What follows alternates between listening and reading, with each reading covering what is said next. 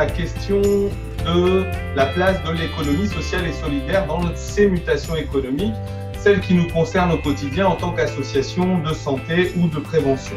Pour ce faire, nous recevons Karine Melzer, qui est l'animatrice du réseau des chambres de l'économie sociale et solidaire. Karine Melzer, bonjour. Bonjour.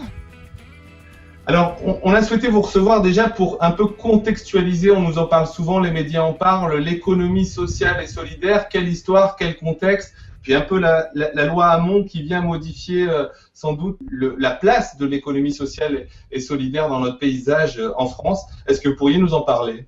Oui, tout à fait.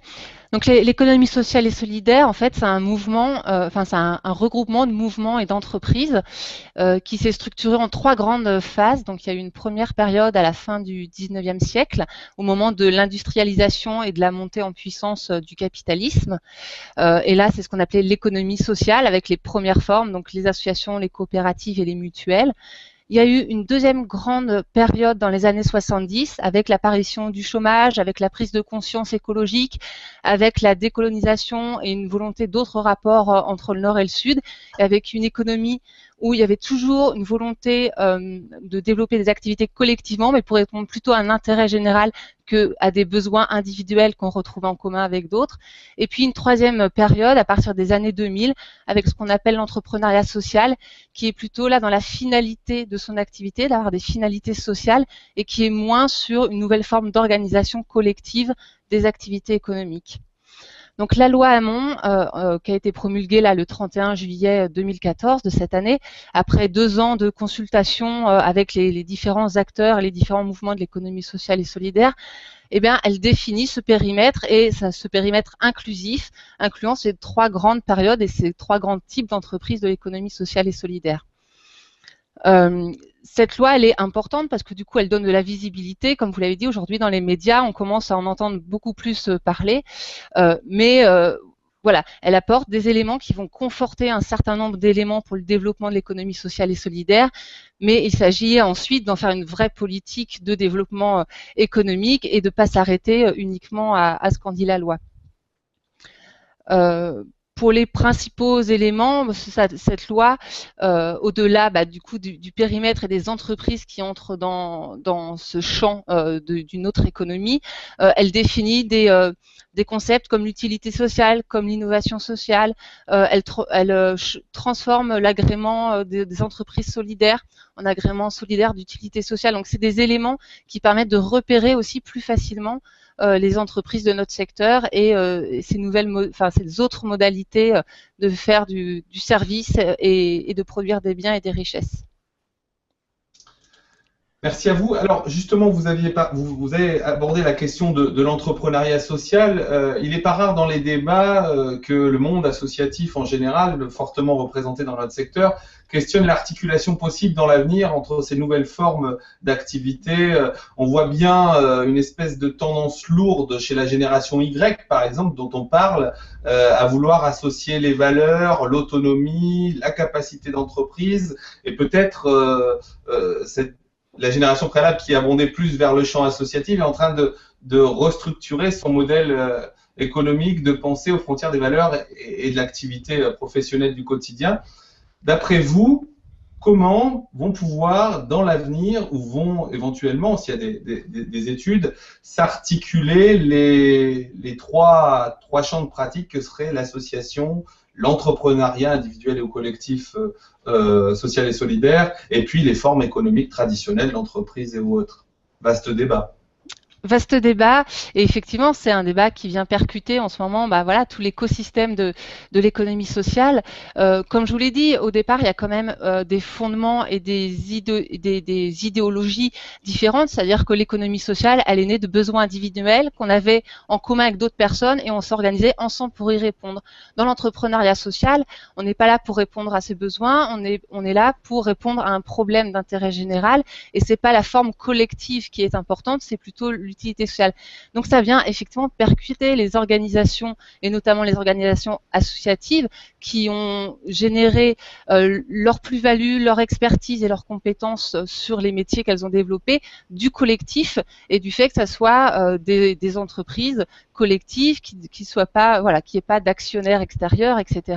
Ce qui est possible dans l'entrepreneuriat social, même si aujourd'hui la loi Hamon justement elle définit des critères assez stricts par rapport à cette lucrativité limitée pour les entreprises sociales et par rapport à une gouvernance démocratique, en tout cas participative, et qui sont des éléments sur lesquels justement les acteurs plus historiques de l'économie sociale et solidaire se sont battus pour préserver voilà, ces principes et ces valeurs qui sont importantes pour faire vivre vraiment une autre économie et pas juste répondre à des besoins sociaux de façon lucrative comme peuvent le faire n'importe quelle autre entreprise qui vont travailler sur des besoins de première nécessité.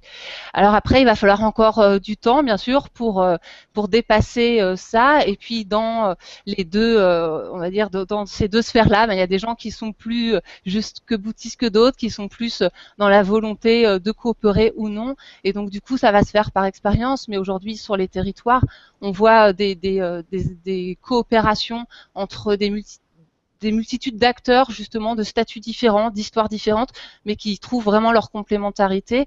Et moi, je pense que voilà, c'est l'économie sociale et solidaire, c'est cette économie-là qui sait, sur un territoire ou par rapport à un enjeu de société, se réunir à plusieurs, réfléchir ensemble, et puis trouver les solutions les plus adaptées au public, au territoire, au contexte dans lesquels se trouvent les personnes. Et ça, c'est un risque aussi qu'on voit plutôt en termes de prospective, parce qu'on parle beaucoup de changement d'échelle, et la loi Hamon, elle avait vraiment ce slogan-là, changeons l'échelle de l'économie sociale et solidaire. Mais il y a deux manières de changer d'échelle. Il y a une manière qui est de multiplier le nombre, justement, d'actions, d'initiatives, d'entreprises de l'économie sociale et solidaire, et d'avoir un maillage de proximité sur les territoires très forts.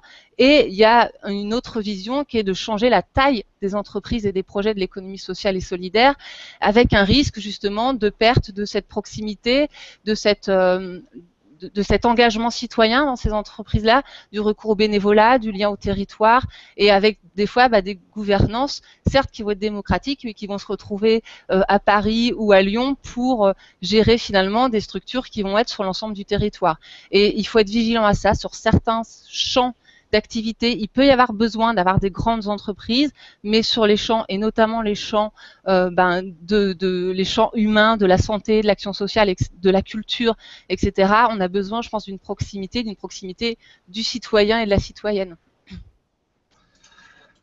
En résumé, si j'ai bien compris, à l'heure du partagé, la cohabitation est possible, mais il faut être vigilant sur le fait qu'il n'y ait pas de concentration qui nous priverait de proximité dans l'avenir, c'est ça ?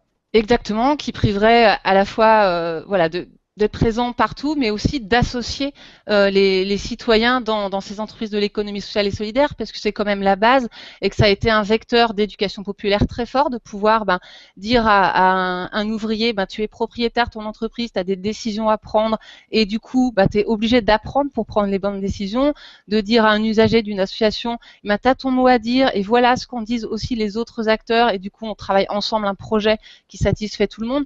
Donc c'est aussi voilà, ça qu'on risque de perdre. Et pour aller plus loin dans la vigilance, de dire voilà, gardons aussi des projets humains de proximité et n'essayons pas de tout rendre plus rentable et efficace à grande échelle, parce que l'efficacité, elle sera pas forcément humainement réelle, elle sera peut-être en termes d'économie financière, mais pas forcément en termes de résultats humains concrets.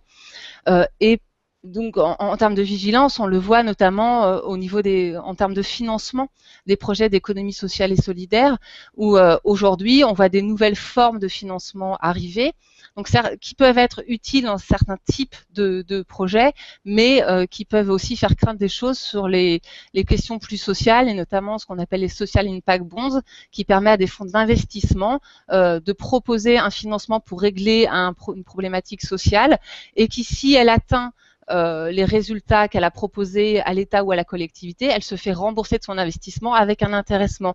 Et donc un risque finalement de faire devenir les activités sociales et humaines lucratives par un biais détourné qui sont des outils d'investissement. Très intéressant que vous ayez pu aborder la question de la qualité et de l'impact avec des concurrences d'entreprises lucratives justement qui se positionnent aujourd'hui, y compris dans le secteur sur nos secteurs d'activité. Pour finir, Madame Melzler, on va parler de santé avec une définition. Tous nos invités sont invités justement à nous donner, à nous livrer leur définition de la santé. L'économie est sans doute un des déterminants de la santé. Quelle est donc votre définition de la santé? Pour moi, la santé, c'est le bien-être. Et donc, du coup, ce que me renvoie le terme santé, c'est à la fois se soigner et se sentir bien dans son corps et dans son esprit. Et du coup, pour moi, la santé, c'est à la fois du curatif, quand on a un problème, quand on doit agir son corps, mais aussi du préventif pour justement faire en sorte que les gens vivent le mieux possible et naturellement le mieux possible.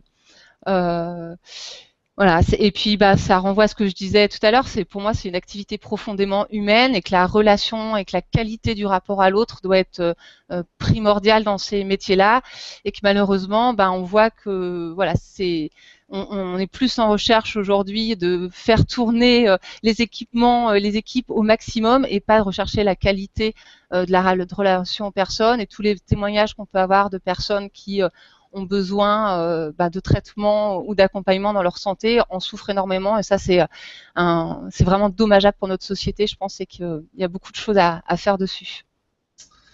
On compte en partie sur l'économie sociale et solidaire pour vous accompagner en ce sens. Madame Melzler, merci d'avoir répondu présente aux invitations de l'écosystème en santé, et puis à bientôt. Merci à vous. Merci, au revoir. Au revoir.